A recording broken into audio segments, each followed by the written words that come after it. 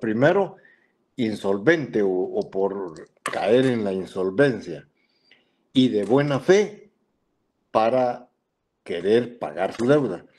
Muchas veces uno debe algo y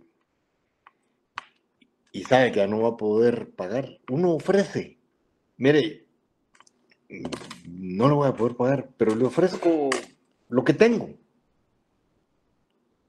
Ya. Entonces, el que va a decidir en qué momento quiere ceder sus bienes para ser administrados, para que el acreedor cobre, o vendidos en pública subasta si no producen lo suficiente para pagar la deuda, es el deudor. No tiene el deudor un plazo. Recuérdense que el plazo es para que el acreedor no pueda exigir el pago. En la sesión, el deudor decide en qué momento puede hacer ese ofrecimiento. ¿Sí, Douglas? Sí, gracias. Bueno. ¿Alguien más que tenga dudas? Nadie. Buenas noches, licenciado. Solo por el tema de material. En el caso de dación de pago sería el principio de identidad el que se rompe, ¿verdad? Porque en la imagen decía de integridad. Es correcto. Es correcto. Gracias. Recuérdese que en el principio de identidad dice que el deudor no puede obligar al acreedor a recibir cosa distinta. O sea, entendamos, no puede obligarlo, pero el deudor sí le puede hacer un ofrecimiento. Mire usted, yo le ofrecí un quintal de maíz, pero no voy a poder cubrirlo. La sequía mató la plantación y qué sé yo, pero tengo otra cosa, o tengo dinero para pagar la deuda. Ese no era el pacto. El pacto era pagar con el maíz. Pero si por algún motivo el deudor no puede pagar de esa forma, le puede hablar al acreedor y decirle, mire, ¿sabe qué? Yo me comprometí a entregar tal cosa, pero le ofrezco otra. Entonces el acreedor decide si acepta o no. Lo que sí enfatizo es que no puede ser obligado a recibir cosa distinta. ¿Estamos ahí? Sí, muchas gracias, licenciado. Vaya, pues. ¿Alguna otra pregunta, señores? Solo para confirmar, licenciado, en el artículo 1412 decía que el deudor puede retirar la consignación mientras que el acreedor no la haya aceptado o no fuere declarada válida. Entonces ahí usted había hecho un comentario de que tal vez el deudor no se había dado cuenta de que la deuda había prescribido, ¿va? Pero el hecho de que él haga ese pago no activa una nueva, no anula la prescripción. Es una simple curiosidad. No, buena pregunta. Desde el momento que usted está ofreciendo un pago, está reconociéndose ser deudora. Imagínese, ahí hay dos cosas interesantes en la pregunta que usted hace. La primera es que se retira el pago, la deuda persiste. Ahora, si ya la obligación estaba prescribiendo o había prescrito incluso cuando usted hace el pago, imagínese que usted va y paga por consignación. Luego se da cuenta que la deuda ya había prescrito y entonces va y la retira. En ese momento usted está rompiendo la prescripción que había ganado. Y todo regresa a cero otra vez, ¿verdad? Entonces hay que tener mucho cuidado. Cuando se paga por consignación, hay que ser muy cuidadoso. Primero, en el plazo, en la cantidad que se debe, más los intereses, más las costas. Yo cuando he consignado, generalmente consigno el capital, el interés legal y un 10% más o menos por aquello de las costas y que el juez me condene a pagarlas. Entonces prefiero hacer eso, porque si me quedo corto, eventualmente pueden declararme sin lugar el pago por consignación. Y ahí sí se amoló todo. ¿Ya? Sí, sí, entonces sí, no, algo así había entendido, pero dije, mejor le voy a preguntar para estar más seguro. Le agradezco mucho, licenciado. Pero sí lo entendió, ¿verdad? ¿Por qué rompe la prescripción? Porque recuérdense que para romper la prescripción, una de las cuestiones que establece la ley es el reconocimiento de una deuda. Es el Y reconocimiento. cuando usted hace el memorial pagando por consignación, usted en ese memorial se está reconociendo deudora, ¿verdad? Sí, Y es al cierto. reconocerse Ajá. deudora, inmediatamente rompe la prescripción. La prescripción y vuelve a correr otro tiempo, ¿verdad? Otro La plazo. interrumpe, ¿verdad? Ajá. Muy bien. Entonces Buena sí, se pregunta. había entendido. Bueno, gracias, licenciado. Nadie me había preguntado nunca eso, pero buena pregunta. Gracias, licenciado. Bueno, ¿alguna otra pregunta, señores? Si no, nos vamos a descansar mañana, viernes, sábado chiquito, dicen algunos. Díganme. Licenciado, el 1405 menciona, a menos que hubiere causa que invalide la imputación hecha por el acreedor. Un ejemplo de esa, ¿cómo podría ser? Léalo, Donde ya queda dentro del acreedor. léalo. Dice, si el deudor, no obstante la imputación hecha por él, aceptar el recibo del acreedor imputando el pago a alguna deuda especialmente, no puede pedir que se aplique a otra, a menos que hubiere causa que invalide la imputación hecha por el acreedor. Pensemos en la prescripción. Una de las deudas que el deudor tiene con el acreedor ya prescribió. Y entonces el acreedor, de una manera dolosa, mañoso, aplica ese dinero a la deuda que ya está prescrita para interrumpir la prescripción. ¿Ya? Correcto, Eso ocurre mucho con algunos cobradores que saben que un pago parcial puede interrumpir la prescripción y entonces en algunos casos hacían eso. Es decir, pagaban cualquier cantidad para que la prescripción se interrumpiera. Ese es un pago doloso, no válido. Eso es lo que hay que demostrarlo. En derecho todo lo tenemos que demostrar. Pero el ejemplo que se me ocurre de lo más sencillo para que usted lo entiendan todos, es eso. Una obligación que ya prescribió y el acreedor imputa el pago a esa obligación para interrumpir la prescripción. ¿Ya? Gracias, licenciado. Sí, gracias. Bueno. ¿Alguna otra pregunta, señores?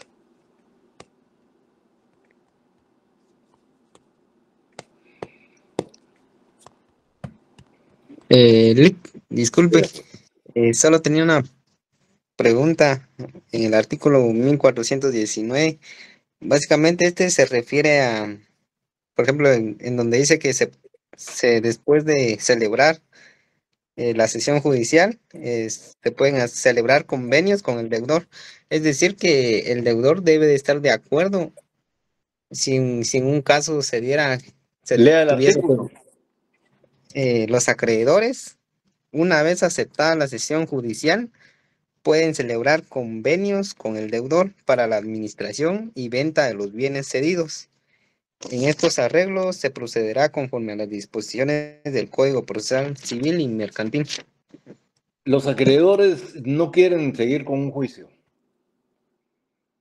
Entonces mejor se ponen de acuerdo con el deudor. Mire, ¿sabe qué? Páguenme de tal forma, háganme estos pagos, fírmenme documentos, qué sé yo. El deudor debe aceptar, es un convenio, puede o no aceptarlos. Yo como deudor no lo aceptaría. ¿Por qué razón? Porque al irme a un pago por cesión de bienes, recuérdense que lo más importante del pago por cesión de bienes no es que el deudor quiera pagar su deuda hasta donde le alcance. Lo que el deudor quiere hacer es extinguir toda la parte que no puede pagar. Entonces yo debo 1.000.000, pero solo puedo pagar 200.000. Eso es lo que yo ofrezco. Usted viene y me dice, no, mire, Lick, ¿sabe qué? Mejor no peleemos, hombre, mejor arreglémoslo aquí entre nosotros. Le voy a ampliar el plazo, le voy a quitar los intereses y así me va usted pagando hasta que me pague el 1.000.000. Entonces yo en ese momento le diría, no, yo voy a pagarle los 200.000, que es lo que tengo. ¿Y qué espero con eso? Liberarme de los 800.000 que no puedo pagar. ¿Me entiende?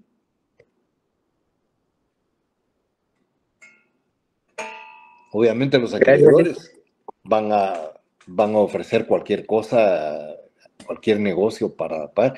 Miren, cuando ustedes deben, especialmente en el tema de las tarjetas de crédito, llegan a la oficina del abogado y el abogado les dice, mire, arreglémoslo.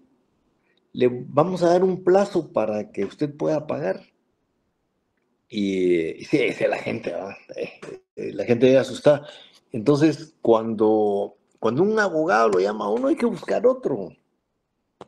Cuando a uno lo comienzan a llamar esos delincuentes, porque son delincuentes, de esas oficinas de cobranza, lo que debe hacer uno es no acceder a lo que ellos están pidiendo. Generalmente, las obligaciones esas ya están prescritas. Les voy a decir cómo funciona. Los bancos tienen una cartera de deudas, de acreedurías. Entonces, durante cierto tiempo, los bancos intentan cobrar, pero la gente no paga. Y el tiempo va transcurriendo, va transcurriendo, va transcurriendo, y llega un momento que la obligación prescribe. Y entonces vienen estos abogados mañosos y lo que hacen es, algunos compran la deuda y otros lo que hacen es negocian con el banco y le dicen, mire, deme la cartera morosa, por eso se llama cartera morosa, una cartera que ya no pueden cobrar. Y entonces yo voy a plantear todas las acciones legales y vamos mitad a mitad lo que consigamos. A los bancos pues les interesa eso, ¿va? Les conviene. Y le entregan la cartera morosa al bufete. Entonces el bufete comienza a llamar a las personas primero. Luego, mientras las llama, comienza a ver cuál es su estatus económico, si tiene bienes, si tiene cuentas bancarias, si tiene algo con que respaldar la deuda. Y entonces vienen y plantean la demanda. Miren cómo son de mañosos, que la obligación, por ejemplo, se contrató en Izabal, pero vienen a demandar a Villanueva. Hay un grupo de jueces oficiales de juzgado, unos secretarios, sobre los cuales hay denuncias precisamente por eso, porque lo que están haciendo es ilegal, totalmente ilegal. Lo que hacen es coaccionan a las personas, le traban embargo a sus cuentas cuando ya no tienen ningún derecho para hacerlo. Entonces las personas cuando se ven con ese problema, pues se asustan y entonces llegan a tratar de negociar. No hay que negociar con ellos, lo que hay que hacer es buscar un buen abogado para liberarse de ese problema. Y es fácil ganarles. ¿Por qué es fácil? Porque las obligaciones ya prescribieron. Están cobrando obligaciones de hace 15 años. Entonces, hay que ser muy cuidadosos. Por un lado, hay otro montón de cuestiones. Por ejemplo, cuando presentan la... Mire, a ellos no les interesa tanto el desarrollo de la demanda. Lo que les interesa son las medidas cautelares. O sea, presentan la demanda con medidas cautelares. Entonces, si la persona tiene cuentas bancarias, le embargan sus cuentas bancarias. Y ahí es donde se da cuenta que ya lo demandaron. No les interesa cómo termina el proceso, sino lo que les interesa es coaccionar para que uno vaya a negociar con ellos y haga algún acuerdo. O pagar de una vez, ¿verdad? Pero generalmente esas son obligaciones que ya prescribieron. Y el que lo estén llamando a uno por teléfono, eso es acoso. Lo que tiene que hacer uno es grabar las conversaciones y luego presentar una denuncia penal contra esta gente. Que no pueden hacer eso. Lo hacen, ¿por qué? Porque asustan a la gente. Todavía hay quienes se asustan con un abogado. Pero bueno, me salí un poco del tema.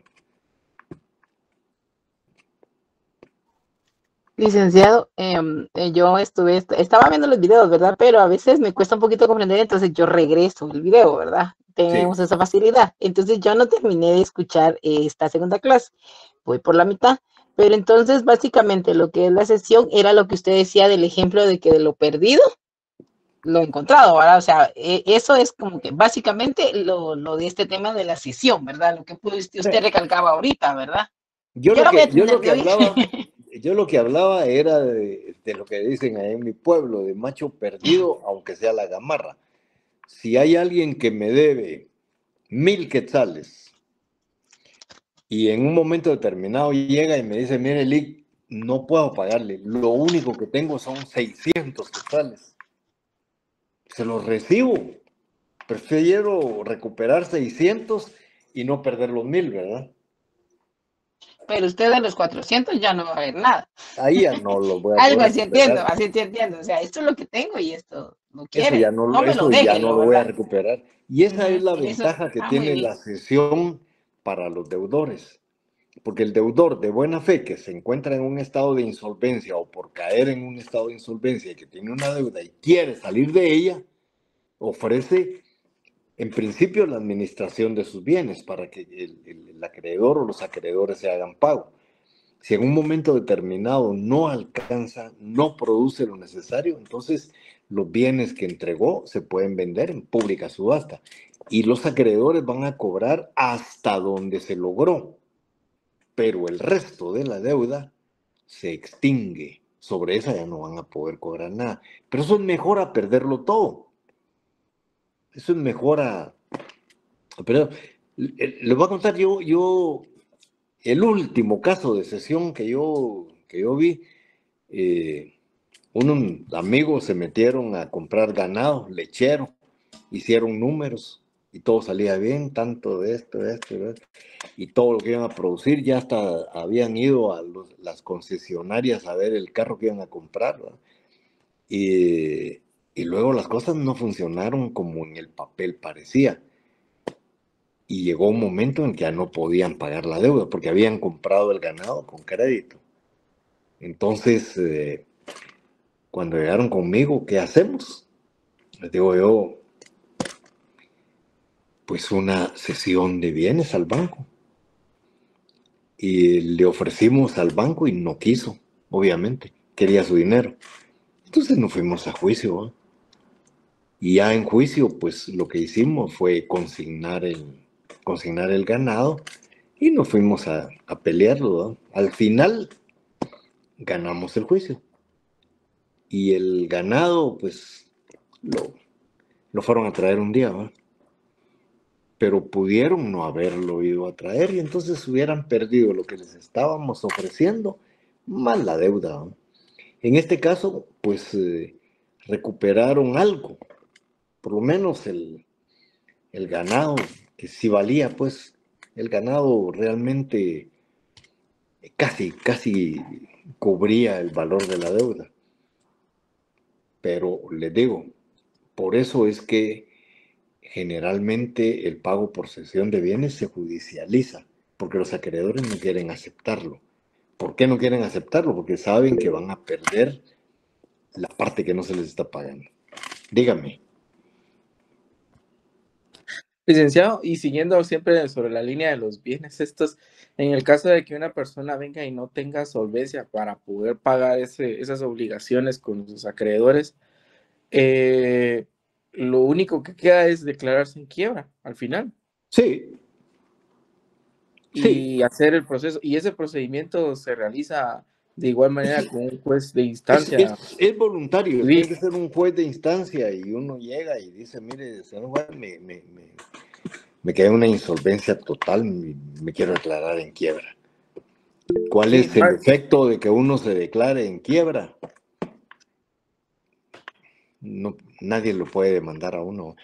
Hay algunos casos fraudulentos de quiebra que ustedes tal vez se pueden recordar, si alguna vez los han leído, pero uno famoso fue el de Pan American.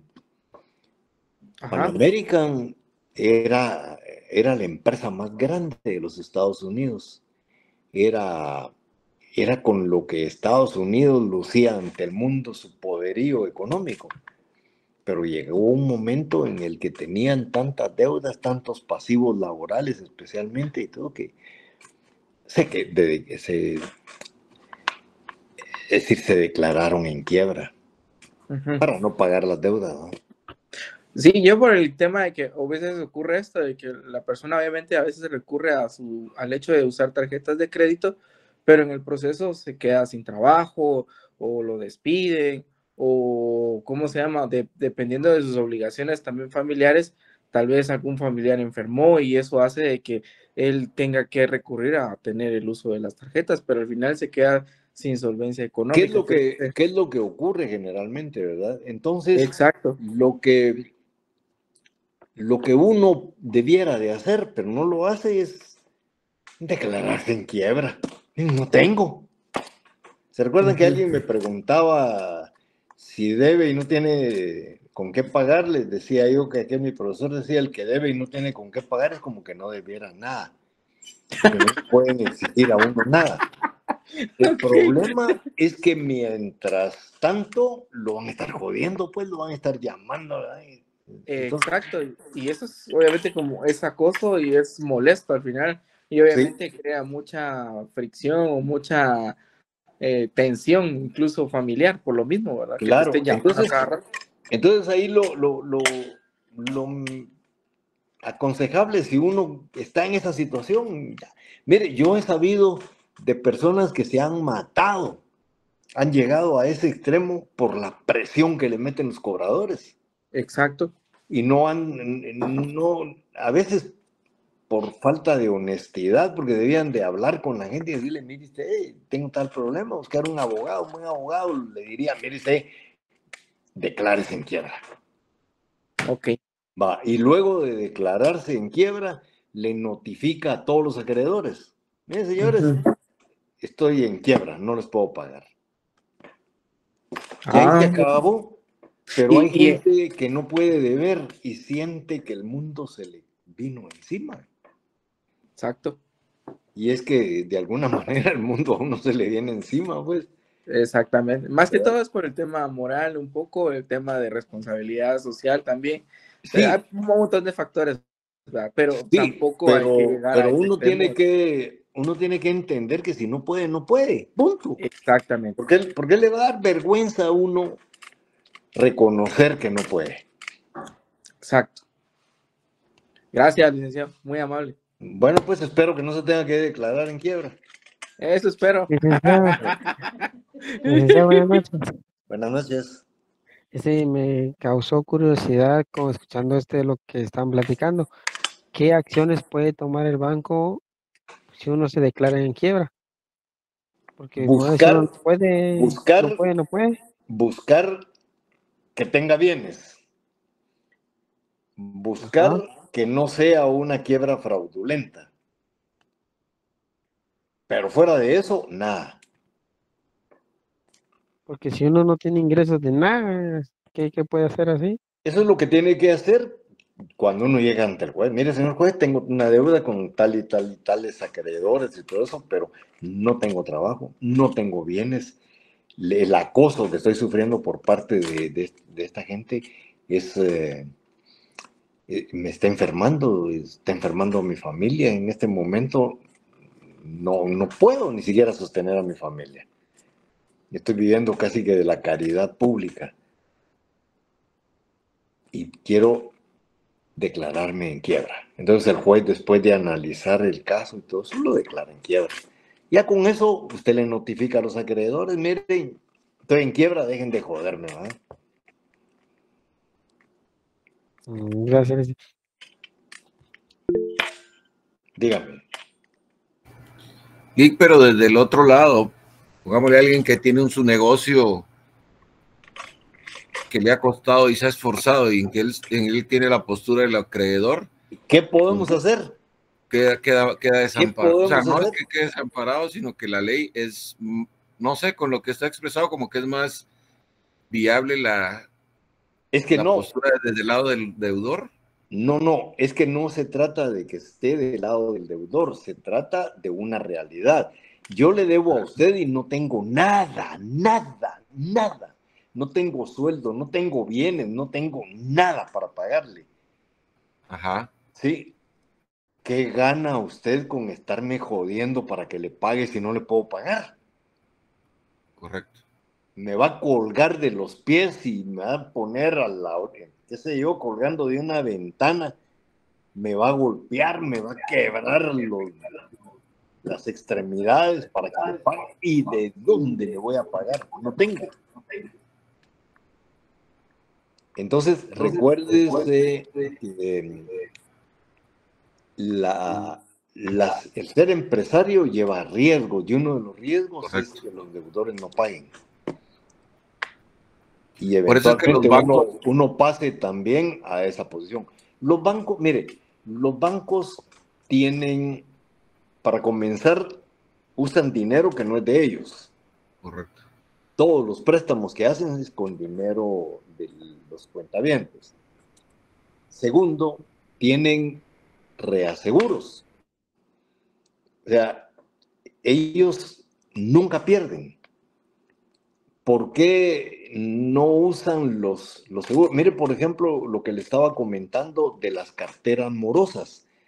Los bancos saben que esas son cuentas incobrables. Ya ellos no las pueden cobrar. Pero si alguien por ahí le dice, mire, démelas, yo voy a intentar cobrarle y le doy la mitad de lo que yo recupere. Les parece que está bien, ¿verdad? Sin embargo, esas deudas ya las metieron a las deudas incobrables. O sea, ellos están cobrando ya un seguro por las deudas que no se pudieron cobrar.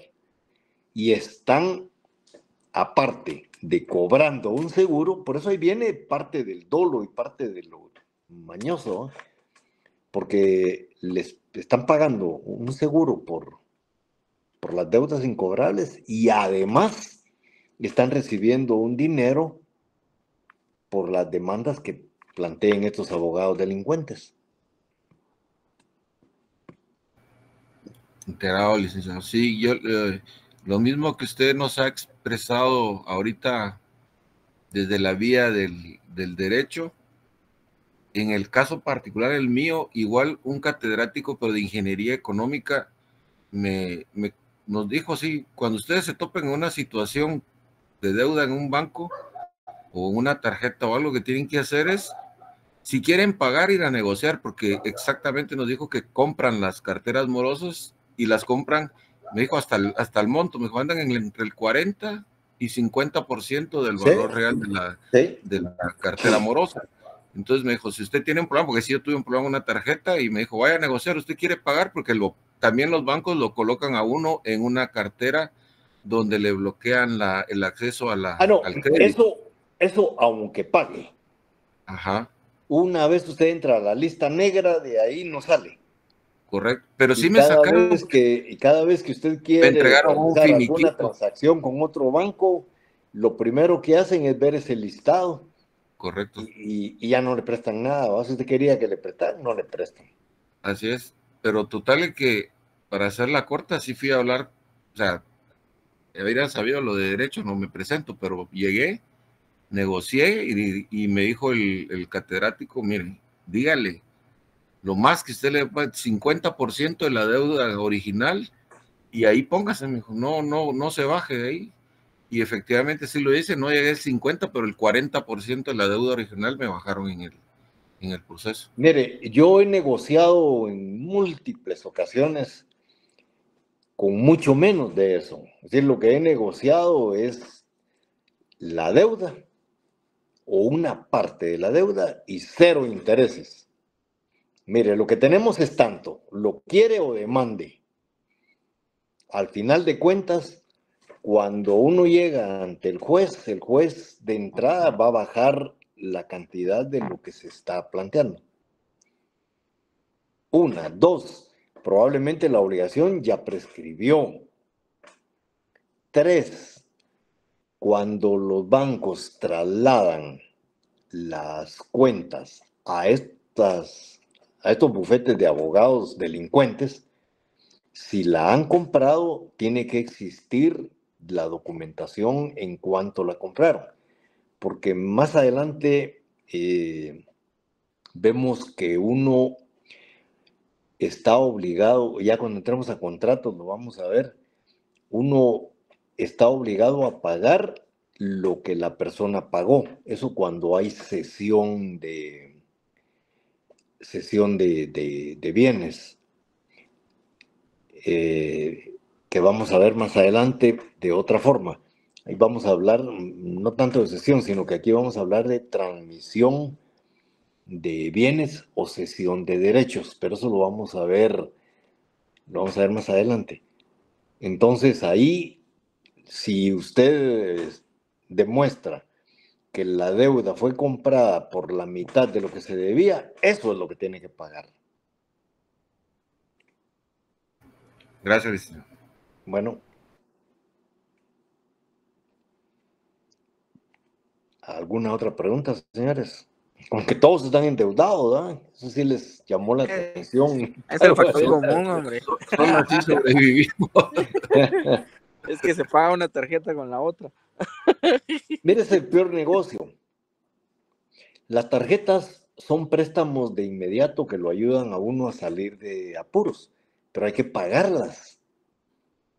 El problema es que no las pagamos y entonces comienzan a capitalizar interés, que es prohibido. El interés lo convierten en capital y luego cobran intereses sobre esos intereses. Y por eso las deudas van creciendo. ¿Y cómo es la forma para demostrar de que ese interés se le capitalizó a uno? Busque a un contador. Hay los que se encargan de eso, contadores, los auditores. Y contadores públicos. Esa gente es experta en ese tipo de cuestiones y ellos le van a encontrar en qué momento le comenzaron a aplicar anatocismo, es decir, en qué momento le van a comenzar a capitalizar. Y se los va a traer al plato, pues la deuda es de 15,000 y ya debe 125. La gran pocha. Sí. Dios guarde con eso. Pero las tarjetas de crédito son buenas en ese sentido, cuando uno las paga. Son malas cuando uno no paga, porque entonces ahí esa capitalización de intereses lo mata a uno. Ah, sí, bastante. Gracias, licenciado. Bueno, ¿alguna otra pregunta, señores?